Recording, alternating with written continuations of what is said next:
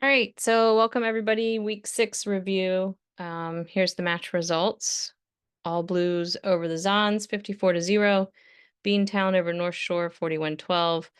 And Colorado over New York, 28-7. So some pretty big point spreads again this week. Let's go ahead and, oh, there you are. Go ahead and go to our reviews. Yeah, Hannah's here. So Jenny, do you want to go first? You had that game. Sure. Sure. It was a lovely day. It did not pour. So I was very happy about that. Different last time I was in California. Um, it was, 55, 54, 55-0. I got 55-0, but the WPL Instagram said 54. But the All Blues were dominant. A theme that I've been playing with all season is elevating the game, finding those moments where the optimal call would have made a little bit of a difference in uplifting everybody. And I was about 15 seconds behind, so I missed my opportunity, and it sort of got away from me. And that's just, but recognizing it and analyzing it, I think it'll help me get there in real time. So it was a great match, and the scrums were pretty good. The second half, some things I could have been stricter in the setup when some subs were coming in. So we had a few resets and things like that. But for the most part, they were pretty decent. Bob, anything to add? No, I think your evaluation was spot on. I think you had a really good game plan going in to really look um, how the game was developed, and then you adjusted as it went. Yeah, there were some nuances that we talked about, how maybe woulda, coulda, shoulda, but overall, I think you recognized the dominant play, you rewarded the dominant play, and you really let continuity of flow. You had I liked it. It was really good and surprising, even though the score is what it is. Amazons were very equal, like in scrummages and in breakdowns, and it was really just the backs were the difference, right? So, but I just thought Jenny had a great game plan, great explanations, and it was a really good game. It's a nice, fun watch. Yeah, I enjoyed watching the All Blues score some tries there. Where you Mm-hmm. want to start? There was one labeled number 1, wasn't there? Yeah, it's above. Here it is.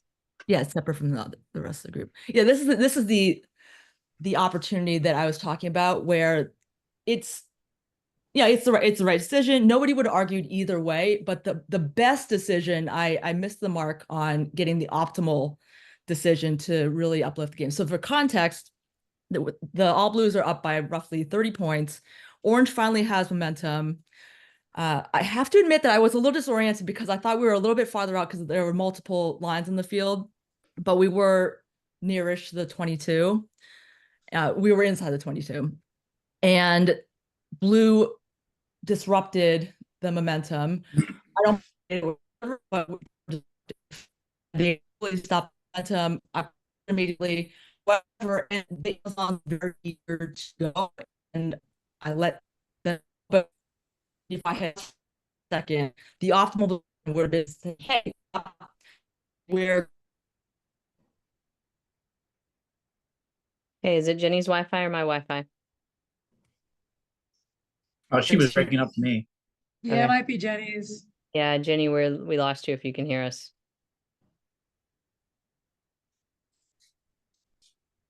Okay. She may have to reset. So anyway, basically, Bob, you want to take over? Yeah, so go ahead and run. Penalties? Let's run it. Yeah. Okay. So here, what she was trying to show is Amazon's had very, very few opportunities and very, very few breaks. And in this case, here it was. And then it happens so quick, right? The tackler goes down, and while she's getting up, she just kicks the ball away, right? And had no chance for Amazon for any type of attack. So she does call the quick penalty. She's going, you know what, this momentum goes, and this is, could it be cynical? Could it be not? Could have I yellow carded this right away, right? Because look at where it was. Look at the attack that Amazon's had here. And could I have done it here? And I said, yeah, you could have. I think they could have done it, maybe, on how they play it. So that was her thought process here. Fair. And then she did end up carding, right? That's what I was trying to look for when my computer reset itself. She did not. She did not. Okay. She did not. One of the other games, maybe. Let's see where her number 2 clip is. What's the best call for this tackle? Let me recall this one. You better run it because I'm. Okay. Are you guys hearing the audio? No. Let me see. No. Okay. Oh, I know what this is. So we have, what's going to happen is it's 5 meters out. Amazon's, again, there are a few attacks, and we have watched so we have the ball carrier going in. There was a tackle from behind, very fine, clear. But then the second player coming in and electing to come in high. Does anyone have any issues the way it came in high?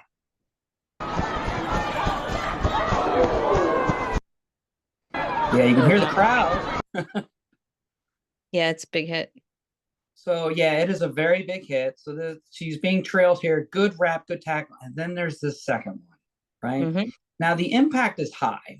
My questions for her was one, this second player coming in elected to come in high. First thing she does is she ducks her head and then puts her shoulder in. Now, is she trying to wrap?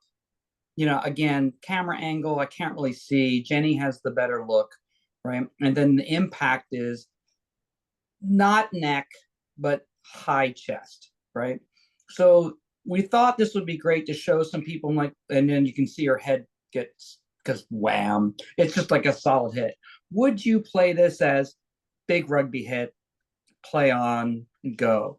Would you say the defender elected to come in high, and this is dangerous, and do we want this in the game? Should we have done something here and to mitigate this or to manage this? So we wanted to put it out to the group to kind of like, well, what would you do? What would you call here? So that was what we were thinking. Does anybody want to take this? Otherwise, I'll just tell you. I feel like all of these like more upright hits I really struggled with. I think for me, I would play on from this if I didn't see any head contact, but I can also see like penalizing being upright and dangerous in that way. Okay. Right. So at the moment, an upright tackle is not dangerous unless there is head contact, right? So the problem with this is live, it's gonna be tough if you see that head whip. In slow motion, we can see it's the whiplash movement where it's forward first and then back. So there's no direct contact or even indirect contact to the head, right? So Yeah, this is Jenny. Can you hear me? Yeah, yeah, there you go. Woohoo! Yeah, in the moment I saw chest contact, and then I did see that left arm come around, and then the impact sort of bounced that blue tackler away. So I didn't see a tuck shoulder or anything like that. So I played on. Yeah, I think you're spot on. Great. Yeah, good. Can I add a point here? This is Amelia. Absolutely. If you see high contact and the head goes forward first, that means the head wasn't directly hit because that's just their body was stopped and their head continues to move forward. So that's one way to tell if you've actually got head contact or if you have contact in the chest area that's not to the head. Does that make sense? Yeah, that's a great trigger or lack of a trigger.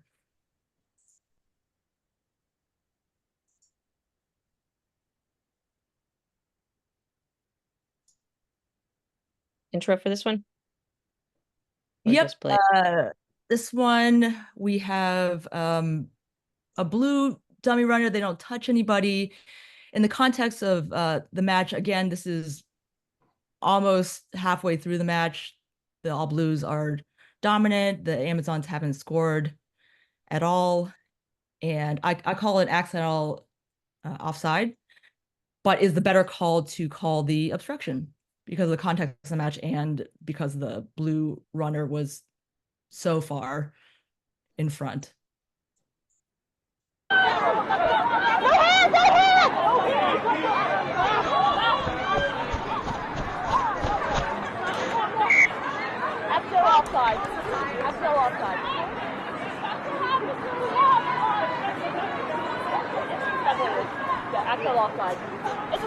Yeah, Jenny, you could have penalized her for sure. She's not the young 19-year-old from the last clip that we're talking about tackling down. This is a seasoned player that needs to get on their horse and run through, or the timing's just off. So yeah, penalize her. Yeah, they didn't touch anybody, so that's why I was like, accidental offside. But it was just so awkward that I had to call something. But yeah, I think a penalty would have been the optimal choice, just to give the Amazons a little boost. And also, it's also tough. Like, I know you don't know all of the, like, nobody knows all the players in the league and how long they've been here, and like, this is certainly not intentional, but it would hopefully be something she could learn from having played long enough still. Is anybody playing on here? I would have played on. Yeah.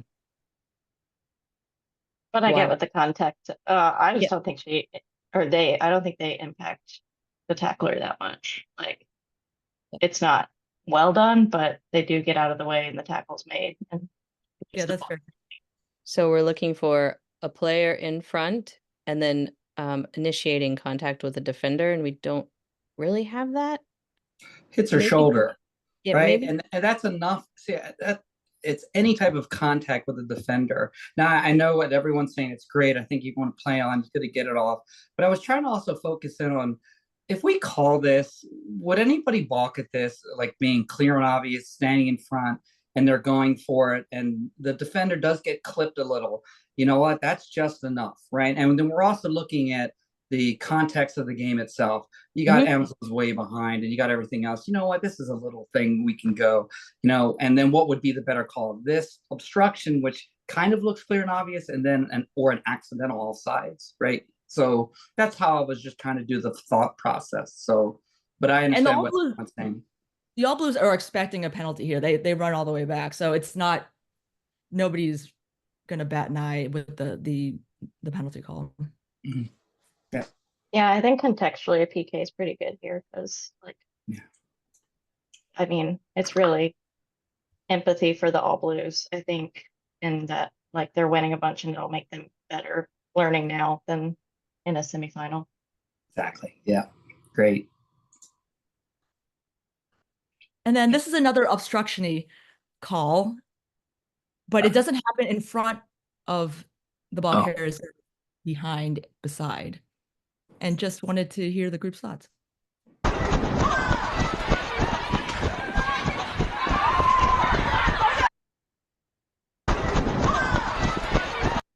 So looking at that player.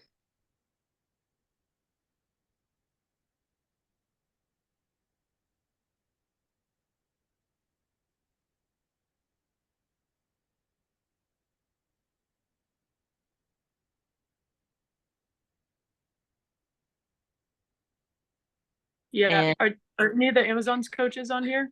Because I feel like that's a learning moment for the Amazons player, that if she attempts that tackle, that you force the referee's hand into calling an obstruction. But because she doesn't attempt anything here, it's like it has to be a play on, even though, like, it's, again, our player not being in the right place at the right time and probably knowing that. Yeah, on the day I played on, because I said, oh, well, Blues entitled to support line. It's more like a chaperone line. So play on. They didn't really obstruct anybody. Yeah. I agree.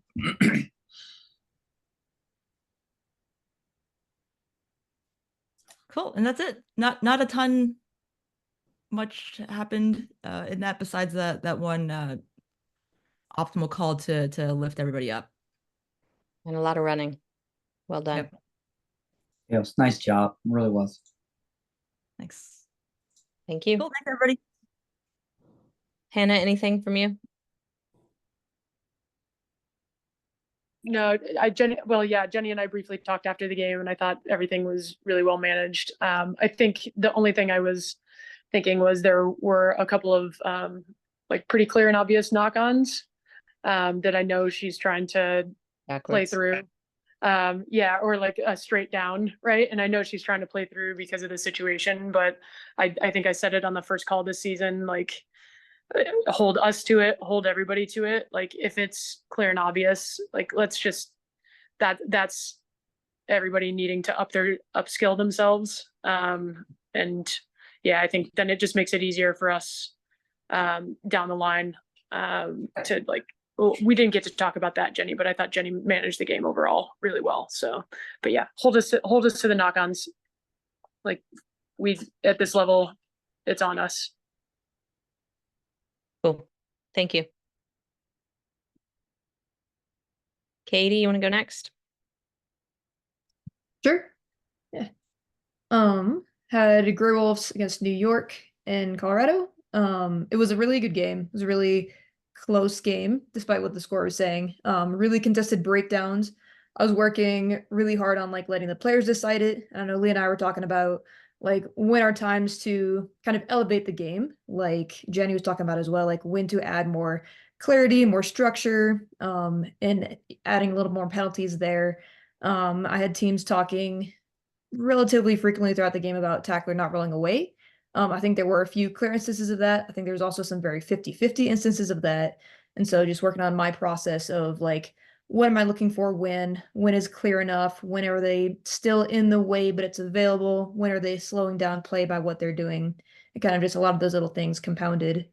But overall had one yellow card that we're actually going to watch a little bit. And I want to see everyone's thoughts on that. But yeah, it was a good game. It was tough. It was definitely a challenge for me. But I feel relatively good about it. Lee, anything you want to add? Game.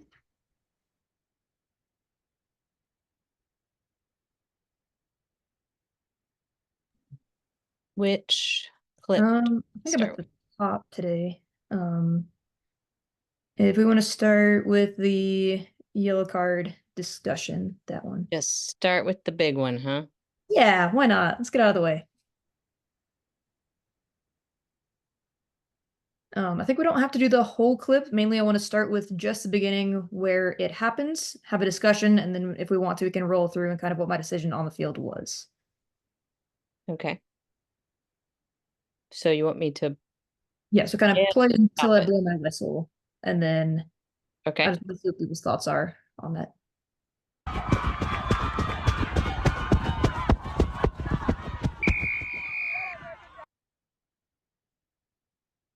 All right, and I will point out because a lot of people had this problem, so let's see.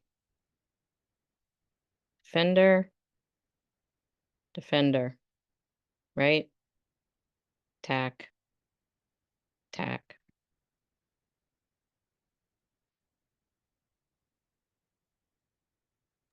Yeah, so I think my thought is just to see how we're all feeling and where our calibration and mindsets are. Let's play it one more time, and then do we want a waterfall? Like seeing this, what is your first choice on like what are you thinking for what happens here? Yep.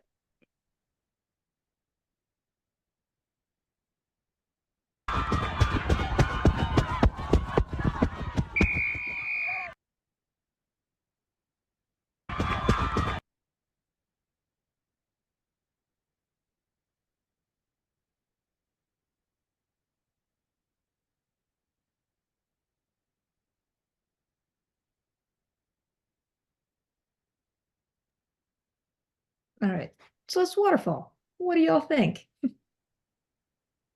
What are our choices? For me, I was calling an intentional knock is kind of the framework that I was entering. So with that, penalty only, yellow card penalty try, play on, if this is play on for you. Okay. Does anybody need to see it again, or are we happy voting? All right, on the count of 3. 1, 2, 3.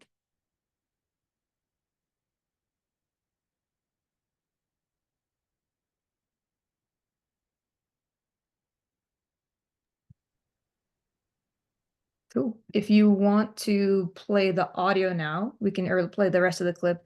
We can hear what I did on the day and then discuss more on that based on responses. Hang on, it's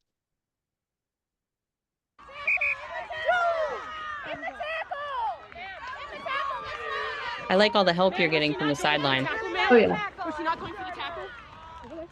Great job, King! Nice run! Time is up. Gabby, you alright? Okay, keeping us.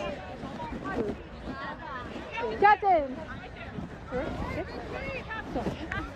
During the tackle, Dublin tackle him off on the 15th. There's going to be a yellow card. This is the last assignment. It's also going to be a time person. Okay. So, 15. Okay. 15. Okay. Infection knockout. Okay, yellow card. If you are 15. Okay. And second. It's going to be a penalty try. Penalty try.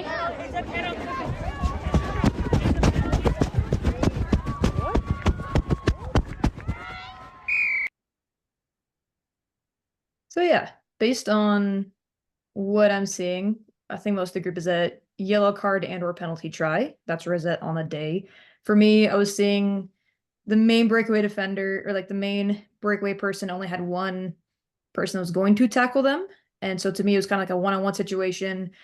In like even kind of within the tackle, like the ball goes shooting out backwards, which tells me that it's an intentional knock on. Like I did see the hand contact the ball. So for me, last defender, intentional knock would be the yellow card and then the penalty try. I know Lee and I were talking about like, is this actually a one-on-one situation, or like Amanda was pointing out, is it kind of a 2v2 with the trailing defender and a trailing support player? So anyone want to add more discussion or thoughts on this, on I don't processes? think there was anybody in the chat who said PK only.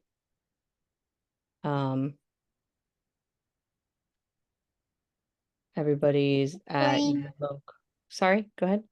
I said PK only in the report, but I didn't want to put it in the, it just didn't seem appropriate for me to put it in the waterfall, but that was my take on it. No, we'll talk about it. Here, let's see if I can draw again. So we've got I think this is a New York. Nope, that's wrong. Sorry, the jerseys look really similar on my screen. I don't know if it's the same for everybody. Well, you're all looking at my screen, so I am assuming it is actually the same for you. So we've got a New York player. This is the Colorado, New York, and we've got our tackle situation right here. So ball was passed. What's going to happen if that pass hadn't been knocked on? Most likely scenario. Probably that New York player gets it first. Right. Even if the New York player doesn't get it first, and let's say it slips through to here, is there somebody to defend this player? There is, right? This. So we don't really have what I would call a line break. Everybody has defensive coverage. So penalty only is the situation. This is a possible try situation, not a probable try. So we're not at penalty try, right? And I would even say it's not really a possible try situation. It's really most likely a cherry pick situation for New York. Does everybody kind of track that thought process? Yeah, but I disagree with you, Amanda, because of the momentum that the players have, and New York is running forward while Colorado is running backwards, like the catch up here. New York is running forwards. Well, I mean, everybody's running forwards right now. Right, but Colorado is like on the back foot. Like New York is gaining ground. They've already made a line break by making this run, right? So that's your argument for yellow card? That's my argument for why it's not a penalty only, yes. Okay. Yeah. Discussed with lots of referee managers, MLR included. So the optimal call, according to all those conversations, is penalty only. I can totally also see a yellow card. So since they're within one click, still good answers. Penalty try, one too far. Also, is it not incredibly cynical? Like they're getting this huge line break run down the field, and the defender comes in and has a deliberate knock on right after that. It's almost like a frustration thing. If you think it's a super, super clear intentional knock on, and I wish we had better video with 3 angles so that we could really make a call on that. This almost looks accidental to me. Yeah, I was gonna say the same thing. It seems like, again, I don't know how much that plays into it, but it seems like I'm trying to tackle my hands in the wrong place. I am at fault, but I didn't think it was malicious, if that plays into the factor at all, or if it's just a matter of the other players that bring it down from penalty try to the reason we can't go scrum only is because of all the contextual pieces of this puzzle, right? So that's actually like the uptick is saying, okay, well, based on where we are, even if this was accidental, it's cynical. New York's arguing it wasn't even a knock on.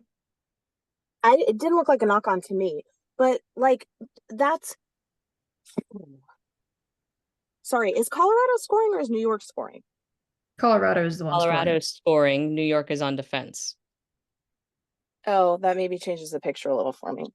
Okay. And also something to think about, and you know, we are very good, I think, at trying to, you know, find these pieces and these pictures, but let's say, especially on stuff like this, we say like intentional and all these stuff, and we have to take these into consideration, but especially in situations like this, like it might be also helpful to take as much subjectivity out of it as possible. Like, I don't know what that player was doing. Like maybe like, what if we just say, here's the outcome of what happened, right? Is it was knocked forward, right? So maybe then it doesn't matter if it was in the tackle or whatever, because we do that all the time. Like, let's say, for example, in like breakdowns, like, yeah, you might have been tackled weird and you got stuck and you're in this terrible position and you can't really get out. Yeah, but you delayed the ball, right? So especially in this one, it's like, if you take that piece out of it and just look at like players and opportunities and line breaks and tracking players and who's defended, to me, it makes it a little bit easier to be like, okay, it doesn't matter if it was in the tackle, whatever, it was a knock, right? And let's just look at if there were enough defenders and how many attackers there were, and maybe that helps too. I think the momentum is very important here, though. To me, this is an absolute line break. And I think it's the ponytail kind of at the white pleats. I don't know that that player is in a position to, yes, that one, Amanda. I don't think that player is realistically going to be able to catch up and stop anyone if it's a clean pass. She's a step behind, right? So that's where I'm thinking of momentum. I totally agree. The tackler does very well. It's low. It's a good blow. I think their hand just glances, but for me, it's the momentum conversation tips this to a penalty try.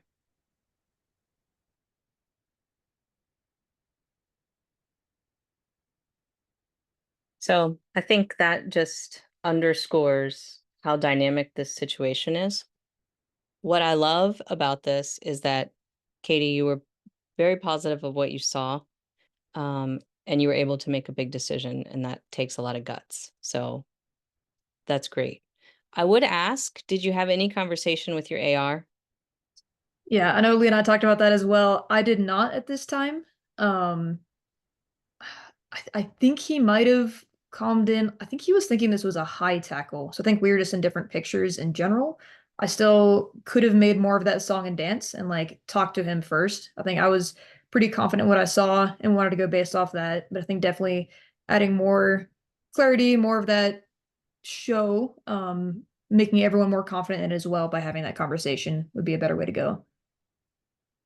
Yeah, I think that's definitely, there's an opportunity there just to give yourself a little bit of space, right? Big whistle, time off, separate the teams, talk to the AR. I've seen an intentional knock on with an overload. I'm thinking penalty try. Do you agree? Hannah or Mary, you've got your hand up. Sorry, I just had a quick question. Because it sort of relates.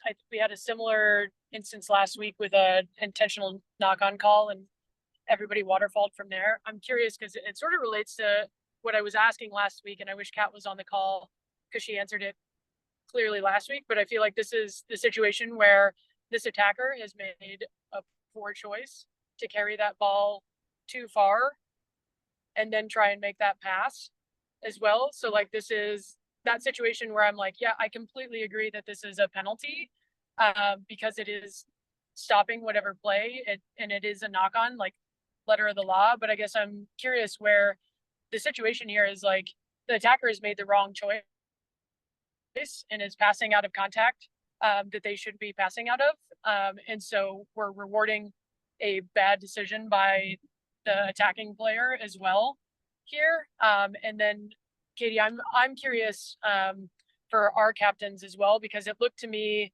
like you had made a penalty call and then Carson decided to have a conversation with you. And it looked to me like that influenced the next level up on things, as opposed to, I guess I'm just relating that to the conversation with your AR. Because Carson comes up and asks if that should be a penalty try then. And I think that, I don't know if we got to that on the audio.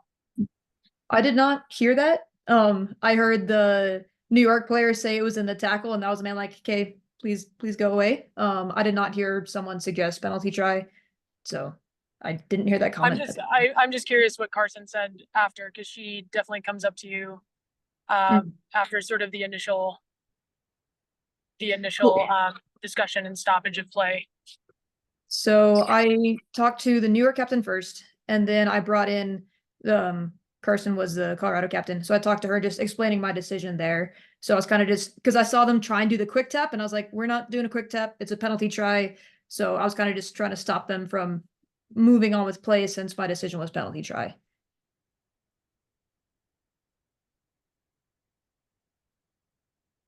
Cool. Does that answer your question? Good, Hannah. I like your point about the poor pass because she's overrun. Okay. Is everybody happy with this? Can I ask a quick question just for clarity? I know like when we're talking about penalty tries, we always hang on the word like probable, not possible. For the line break opportunity part of this like framework, is there like an official wording or sense we should be feeling there? Like, is it a probable line break? Is it a possible line break? I mean, just for the card. Yeah, there needs to be a line break.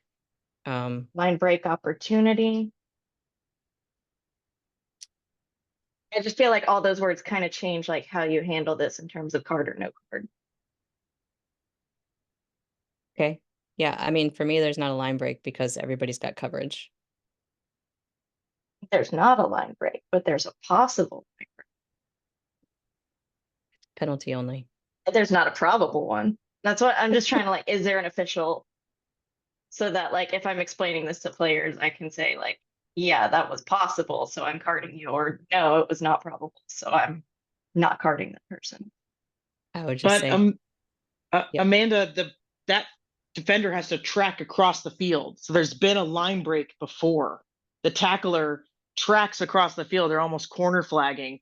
So The line break Yeah, prior like, to the tackle? yeah, back it up. I mean, maybe it's not a line break, but she has a clear run. Yeah. Sure, this is a line break, and then boom, it's over right here when the tackle happens.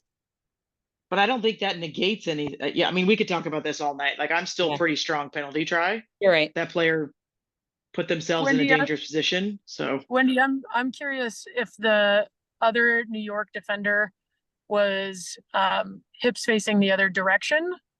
They had overrun that support player, because that to me is a pass that could be made, but because New York is actually in the same physical position, the second defender is in the same physical position as the Colorado attacker, they have every opportunity to still be at the same speed there.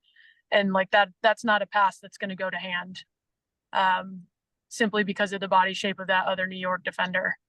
And even if it does, even if it did make it through, like, this player still is going to most likely tackle this player before they ever get to the line.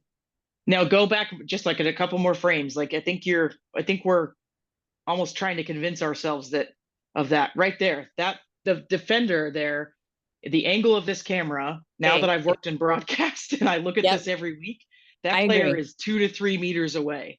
Like, and if this player had made the pass right here and Jetta stuck her hand out right there and knocks it out of the air, now we're penalty try all day long.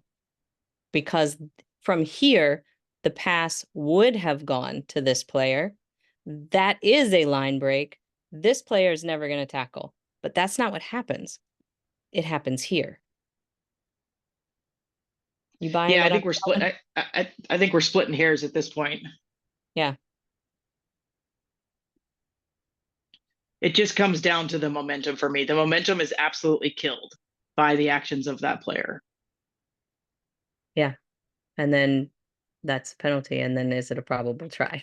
Was there a line break? Then we have a yellow card. Yeah, agreed. I mean, we all know there's some objectivity to it and what we're trying to say.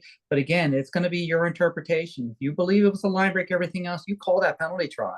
If you believe it's the other way, you call it the way it is. I think this was just an excellent discussion both ways to talk about this. Because I see both parties' ways, and I love these. These are fun to talk about. These are fun to talk about. I know, I love it. So yeah, but we should move on. Thank you, Bob. Yes. Yep. Katie, did you see which one this is? Yep. So we can roll through these next 3 clips pretty quickly. This one kind of looking at process of foul play when it's the ball carrier. It's a little bit body by the player with this angle. But yeah, you got it.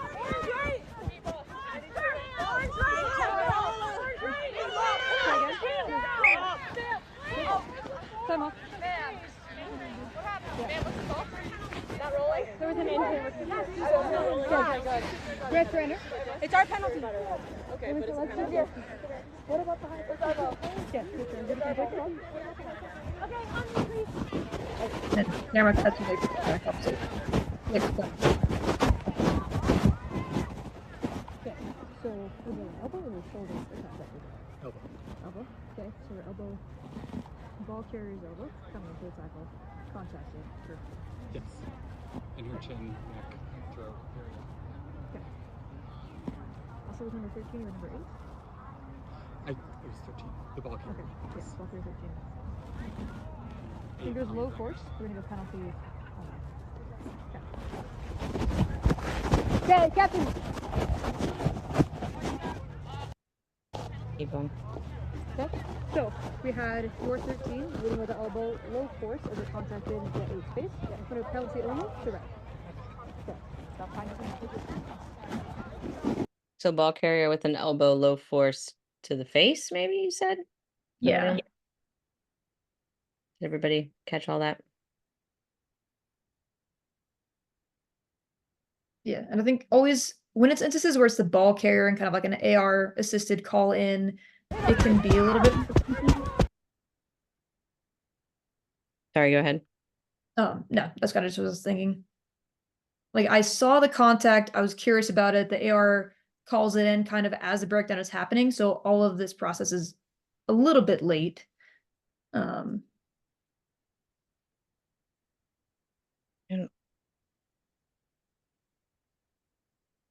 Felt like I could see it better earlier. Not really seeing it now. Yeah, it's right There. there. Yeah.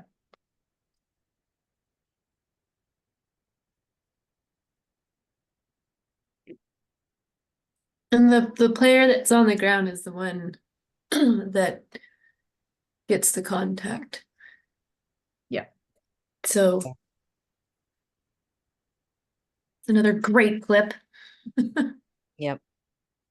So I had this exact same thing happen in my MLR match where it was close to the body and then went up to the neck, and they wanted a penalty only. Millie, have you heard at the World Rugby level, have they changed the way they're calling it? Because it used to be just if it was the leading elbow and if it was tucked at contact and then rode up, I felt like it was play on.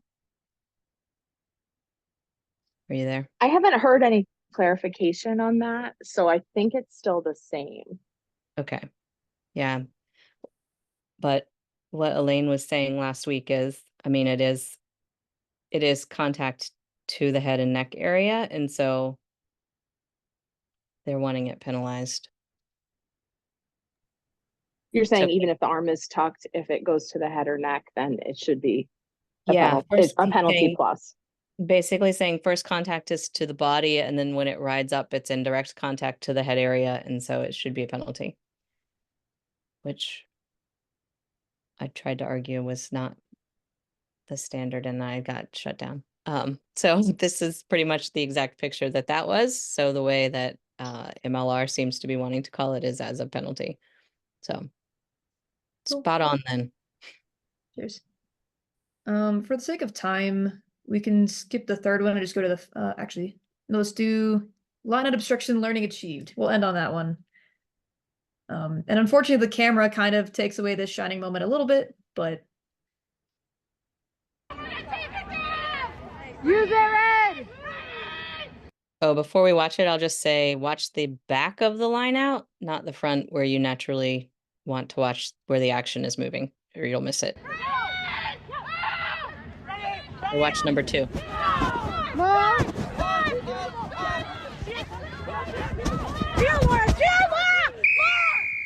Okay, did you miss it? So from the back right here,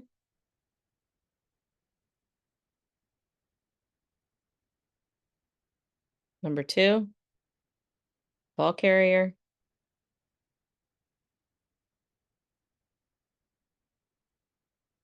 Right there's the ball. Here's number 2. And Katie calls lane change.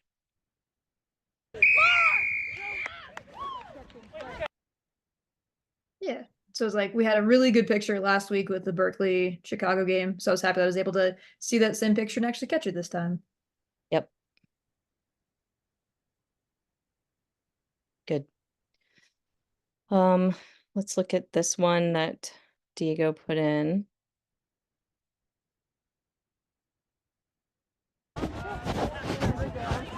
Yep. We're going 5 plus 1. 80th minute of the match. Okay, Red, 4 on the line out. Isaac, you're in there. Here we go, let's go now.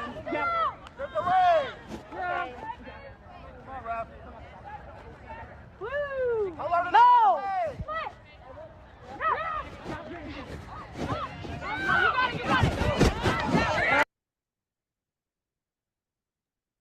Yeah. Another long line out. I was super unhappy with this. I know we're talking last week where my goal was to like do the formal warning before just free kicking, especially being in the 80th minute.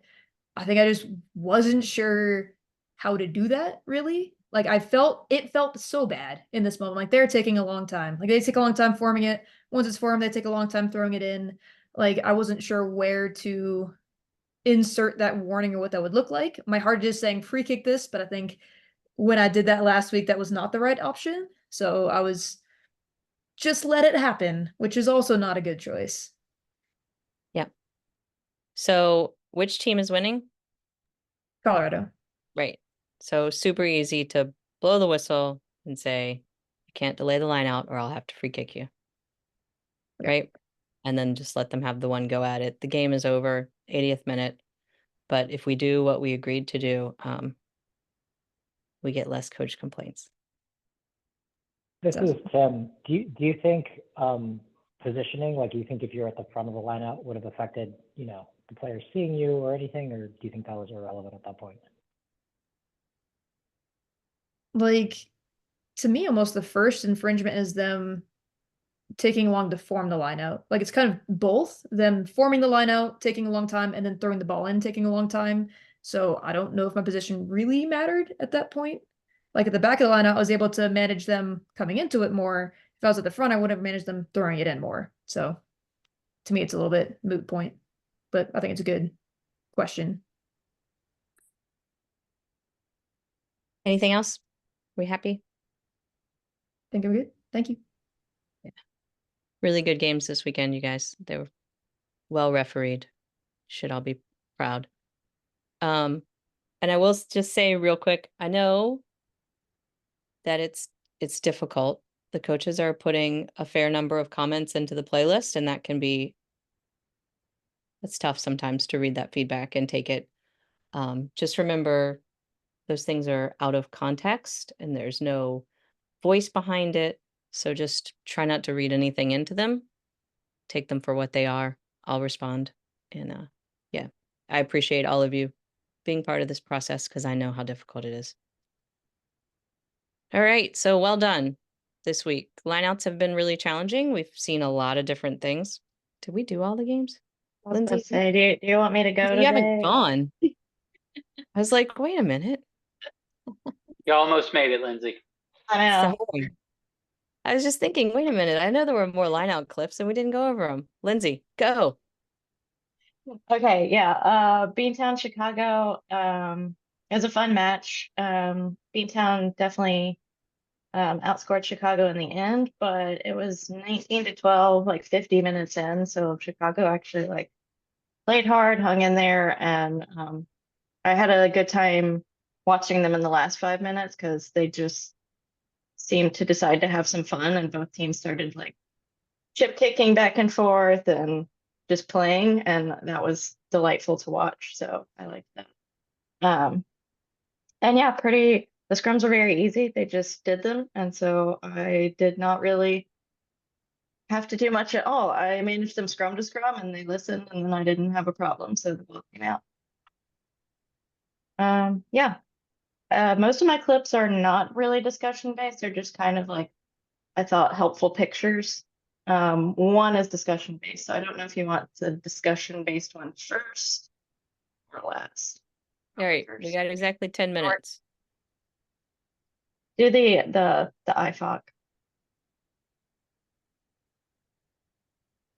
Oh, and Lynn, I don't know if you wanted to say anything.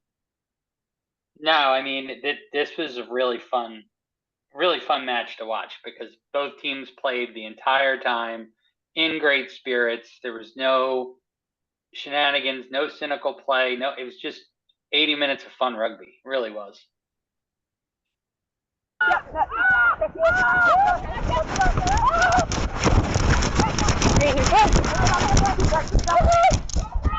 Retreat, Will! Run back! In the 10. Offside within 10. Oh, wow. Blue is offside within the 10. Oh, nice. So you can have a penalty here or a scrum where it was kicked. Penalty. I'll take the penalty. Okay. Let me pick it up. You don't have to keep playing it. It's just them being a little like excited and indecisive. Oh, nice.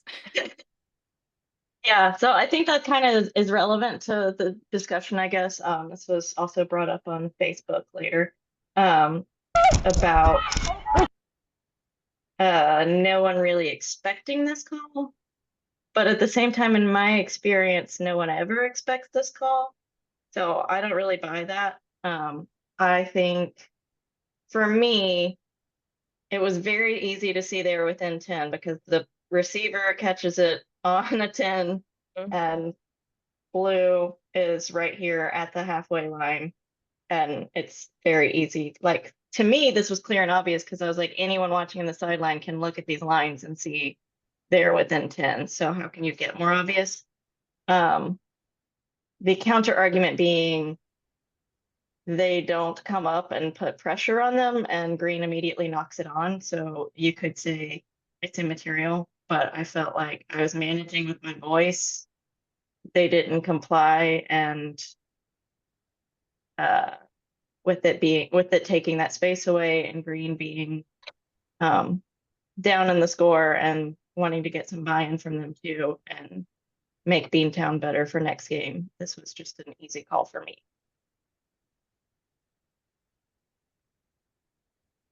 You are technically correct. I am technically correct. That's not always the right decision. No doubt you are technically correct here. I don't know Yeah, if there were any other.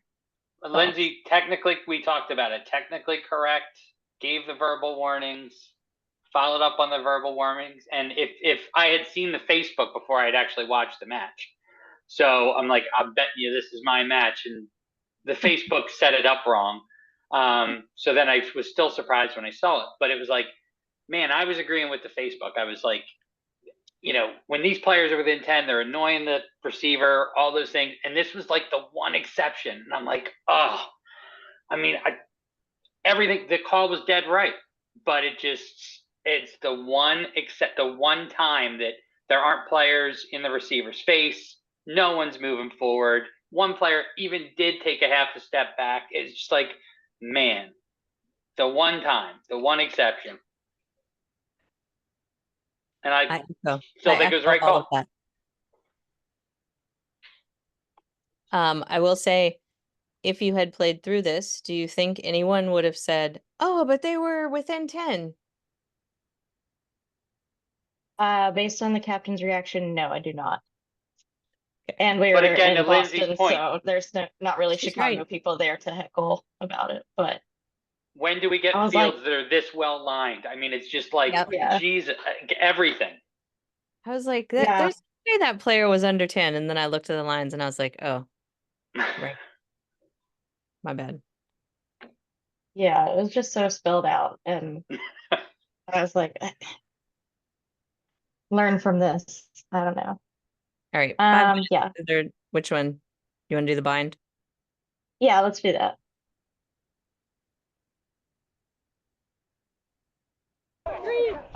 So I noticed number 8 mid scrum would change their bind and go from between the second rows to between a flanker and a second row.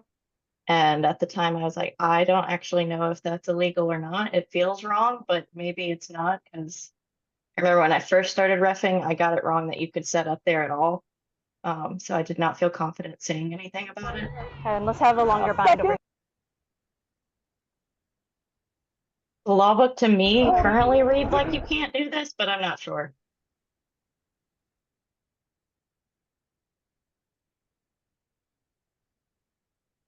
This video is gonna make me barf. Going up, is it on a boat?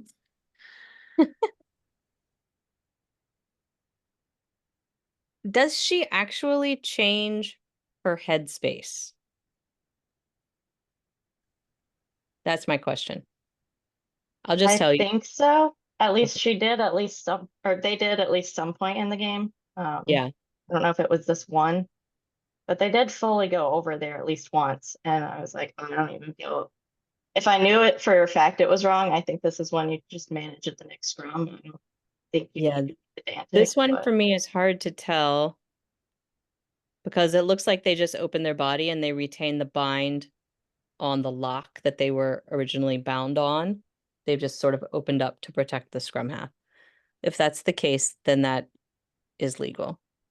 What they cannot do is change from this channel to this channel or the number 3 channel. So whatever channel they start in, they need to stay in. Does that make sense? Yeah. See, I can't tell if they move their head or not. I think they do. They may. They do, but it's not so obvious. It's not like the whole bind changes, that the left arm's on the flanker and the other arm's on the lock, right? It was the body turned around, and that was the other part in coding. If the flanker moved their body like that, that we don't want, because that's, changing the whole shape of the scrum. But I didn't see it enough that we came into the next channel. I will say evaluate the materiality of it, because it's more likely you're going to manage that and say, hey, you need to stay in whatever channel you start in. And then look for it at the next scrum. You're probably not going to actually free kick it.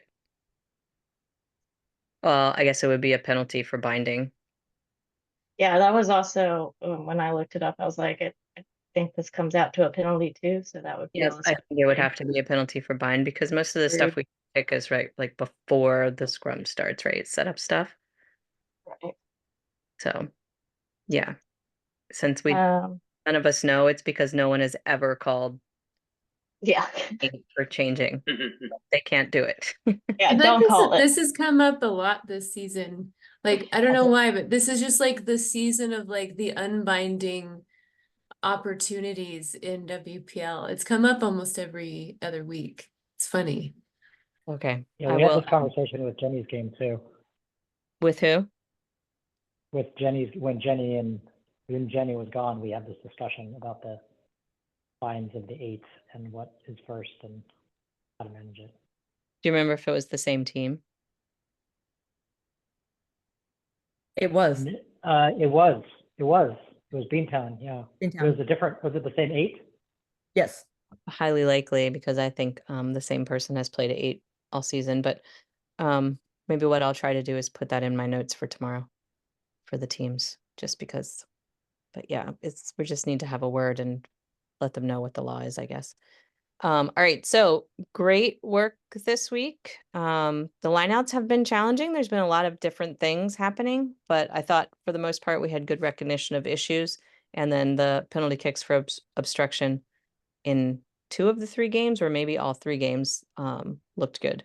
So we were really good at catching dangerous tackles this week. I don't think we even had one tagged that was missed.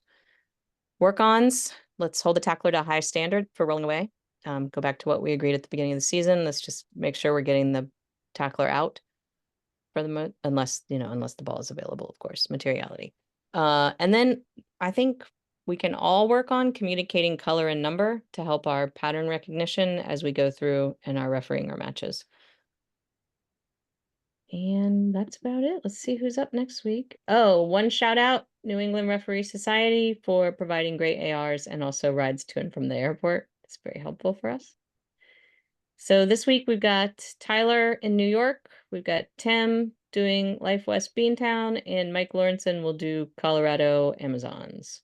Everybody's staying at home. No travel this week. Crazy. All right. And that's going to be it for the week. Let me see if I can stop the recording.